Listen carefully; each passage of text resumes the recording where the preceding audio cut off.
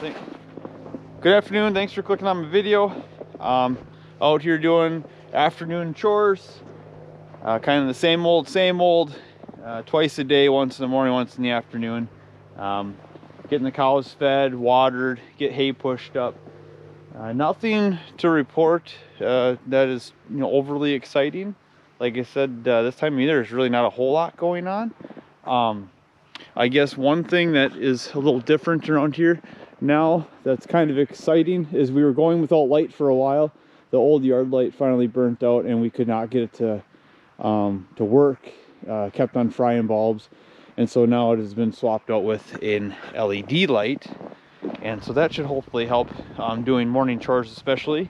Won't have to use the headlamp as much, and so yeah, a little bit of light, can't complain. So that's about one of the only bigger changes so far. We have a bed pack. We threw a cornstalk bale out here just to kind of give them a little bit of a break from the shed, give the shed a little bit of a chance to kind of air out and get a little less traffic in it, and they seem to be doing just fine. Actually catching them laying out here a little bit more than even in the shed. So this bale, once they kind of stop eating off of it, whatever's left over, we'll probably end up kind of pushing over there on the bed pack as well and kind of add to it, just to kind of give them some options. And then also going ahead here, in the next 2 to 3 weeks, we should have calves coming. Should be hitting the ground. We have 3 cows that are due in that time frame, or starting around that time frame. And so that way, if anybody wants to have a calf outside, they got a bed pack they can do it on if they so choose, or wherever they're going to do it. But it just is an option. The ones that are due are this roan one on the far side. Not Patty, she's the one closest to us, but on the far side there. And then this roan one here kind of looking at us now, and then that red one that's kind of walking away from us. So those girls should be due to start calving, like I said, in about 2 to 3 weeks, somewhere in that time frame. And so that's going to be some excitement, and that's going to be some changes, some very much welcome changes around here. And yeah, we have snow on the ground. Winter's here, 2 to 3 inches, I'd say, came over the course of about a week or so, something like that.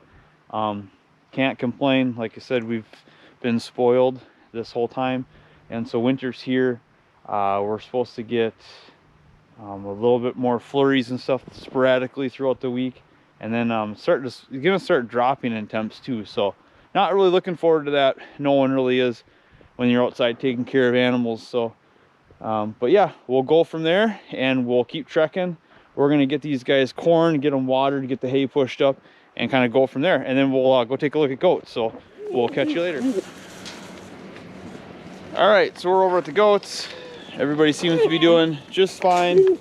Fair in the weather, like any other day. These girls, everybody's back together. The boys are on their side. Like I said, girls are over on their side.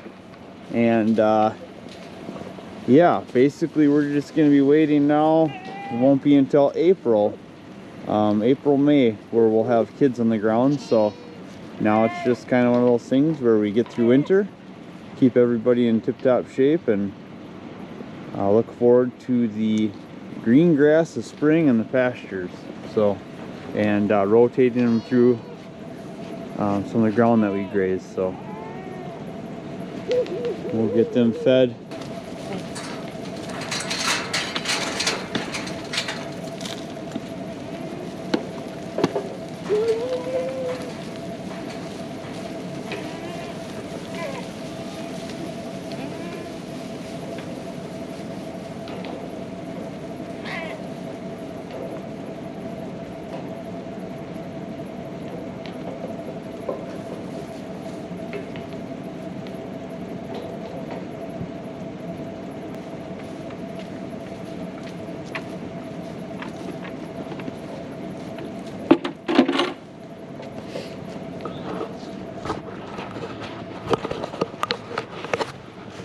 One thing I'd like to point out When I was talking about having like hay feeders or shields on the hay, this is what we kind of devised. I know everybody's kind of got their thoughts and opinions on it, especially goats, horned goats, and then everything else. Like I said, goats are one of those things where I swear sometimes they come into this world looking for a way out.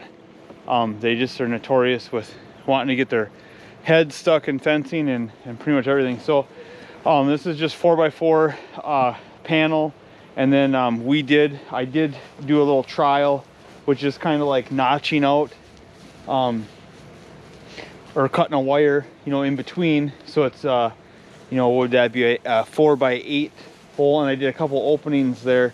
The only thing that you need to watch for, or that we ran into one time so far, is when these guys were just a little bit smaller,